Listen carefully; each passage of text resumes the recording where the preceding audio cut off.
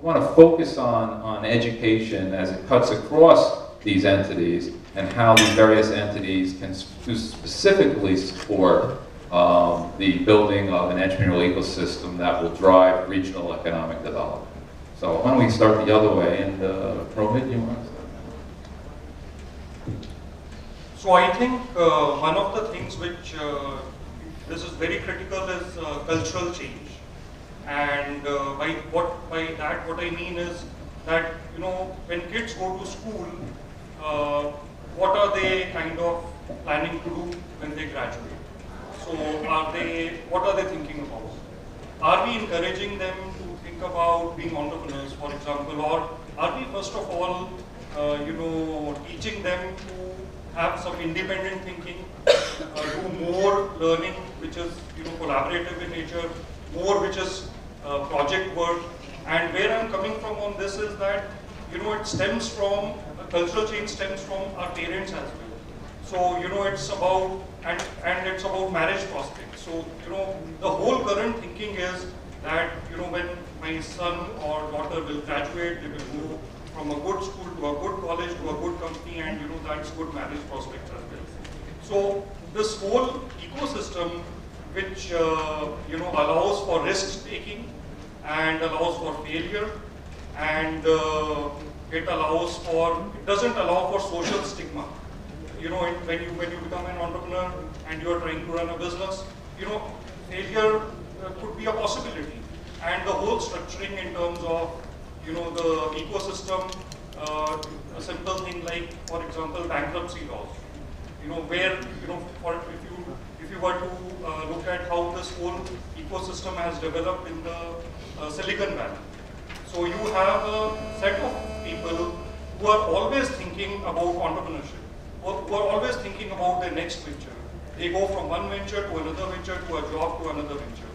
And how that gets supported is by this whole ecosystem of, you know, let's say it's lawyers, it is financial advisors, it is venture capitalists, it is the local laws which support, you know, things like if your venture doesn't succeed, you know, it's not a social stigma, you goes that way, move on to the next one. So the whole cultural change and the approach is a very, very important factor here. I totally agree here, and one of the things I get to do is go a lot to the hill states, and this social cultural challenge is most visible in India in the hill states. So for example, if you're in Jammu and Kashmir, it's a lot easier to get married if you were in government service than if you're working for a private bank. Okay, it's very easy. You go to Northeast, you know, young students are very happy to pay a few lakh rupees and become a postman or a policeman or get a government job, then try and get, you know, some vocational or professional education and get.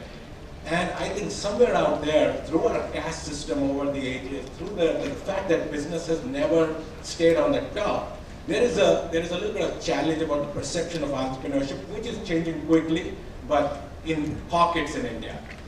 I think clearly the metro cities do allow for that, those pockets or islands where we might be able to get over the social and cultural issues. But I think then there are these host of other issues, legal issues. I think this ecosystem, financing, as we could, you know, most entrepreneurship conferences you go to, bulk of the time gets spent on the financing element. I'm going to stay away from that. I know there are enough private equity guys here who are going to talk about that.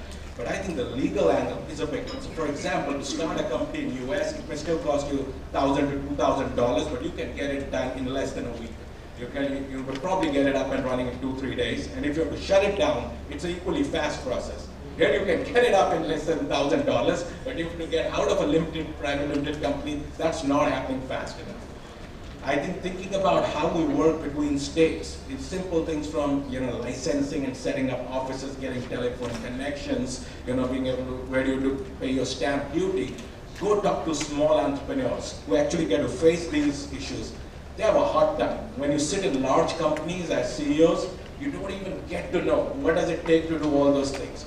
But when you go as a small entrepreneur, you have to figure out, let's say, I had to do, as in one of my startups, we were making losses, and you can't get tax refunds easily suddenly, because someone is suspecting there's something wrong going on, how are you making losses? You've been in these roles before, and you won't.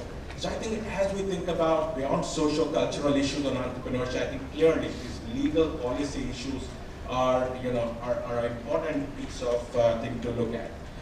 I think educational piece. I think, are we really creating, and I think Shantanu referred to it, there is no place for entrepreneurship in a curriculum except a ISP is going to run a course here, a few IIMs are going to run a course, it's an elective course typically, or you can come for a 15-day workshop or a 3 weeks workshop and come get familiar with.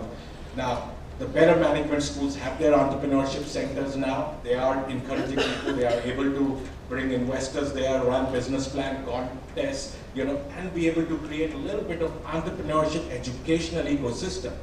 But these, again, few institutions are islands. I think to mainstream this has to go beyond the 3-4 metros. And if in phase 1, we can take it to the 8-9 large cities where these institutions can become, and the university systems in some of the, has to become the epicenter of the activity. We will not solve the ecosystem issue. The last one, which Jack, I hope we have a lot of time to talk about later, is the whole financing aspect. And I'm going to leave it here and say, yeah, social culture is pretty important. I'm glad you referred to it. But I think the whole education element of it and policy I know are compelling areas to look at. Yeah, sure, Amit. Actually, very relevant points. I actually want to strike a more optimistic note. And just from the vantage point, where I sit, I get the opportunity to go and speak to a very large number of young people. And I can tell you today that entrepreneurship in the past 5 years has all of a sudden become something that's sexy, something that's caught the fancy and imagination. I wouldn't say youth cutting across all social strata, but I would certainly say urban youth. The number of emails that I personally get asking for mentorship is unbelievable. I mean, there are people across the country today who are asking this question of themselves: how do I quit my job? How do I, start my own little small business? And I think this has happened because in the past 10 years, we have created a whole bunch of role models in this country. People who the general population of young people can look up to. They can see that they have succeeded without having, large family background, without having large capital invested in the business. Essentially, people like me and you. And I think that is something that we should not ignore. That's something that's very significant. Yes, India will always be a country where there are going to be umpteen challenges. How do you start the company? How do you shut it down? There are labor issues we have to deal with. There are infrastructure issues we have to deal with. Taxation is a complete nightmare in this country. But I think for the very first time, young people have stopped complaining and they are taking the responsibility of their own future in their own hands. So what you described as happening in ISP, for instance, is essentially symptom of a very large undercurrent in the country. Well, it's there. I think it will accelerate further going forward. But there are a few things that I think people who own the system can do to, as I said, catalyze, to accelerate the whole ecosystem for entrepreneurship. And yes, there is a place for policy reform, but somebody who wants to set up a business is not going to wait for labor laws to change because he will be waiting forever. On the flip side, what's going on in India in terms of the whole demographic dividend finally playing out, the mass consumer story playing out, domestic demand, domestic consumption is just too lucrative to ignore. So if I were to simply say two big things that we can do in this country right now to provide a fillip for entrepreneurship, which is going to lead to eventually to the kind of economic development that we want in the country, economic development that is decoupled from what's going on essentially in the global market, decoupled from hot inflows of capital into the country and so on. A, let's rewrite the way we teach our kids. Yes, it's going to pay off in the next decade or so, but we got to start somewhere, and I think we have to start right now. There are a lot of countries in the world, for example, Singapore, who embarked on this whole notion of creating a thinking nation, an intelligent nation. And essentially they started with school. They said, let's throw out the set of textbooks that we have. In our case, these are the archaic NCERT textbooks that I think a lot of you would have had the torment to have gone through when you were in school.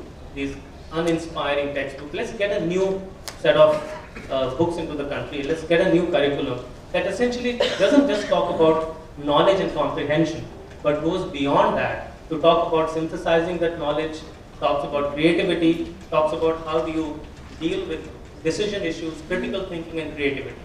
It's easy to do. I think there needs to be some bold political action. I think the second thing that we need to do is to glorify the entrepreneurial success stories in our country. And I think the government can play a huge role in doing that. I completely agree with Amit that if you have done something good or bad in your business, either way, you are suspected by the government, right? So if your company declared massive profits, I can assure you, you will have the same level of suspicion. Like, why do you have such big profit? What's going on? If you go back and declare a loss, they're going to again be suspicious. What's going on? I think that probably needs to stop. I think we should recognize the contribution that entrepreneurs are making to national development. And I think we should put entrepreneurship on center stage. We should applaud these people, and that is going to start having a ripple impact on young people who are actually today a bit lost. Don't you agree with me? Young people today are a little bit lost in the country. And we should take advantage of the, I would say, reawakened social consciousness of India, where entrepreneurship is not just about making money for yourself, but it is also about job creation for community. It is also about positively impacting community. And young people are ready for that. I think all they need is support of the government to say, these ideas are welcome, and we are going to create an enabling ecosystem that supports and glorifies entrepreneurship.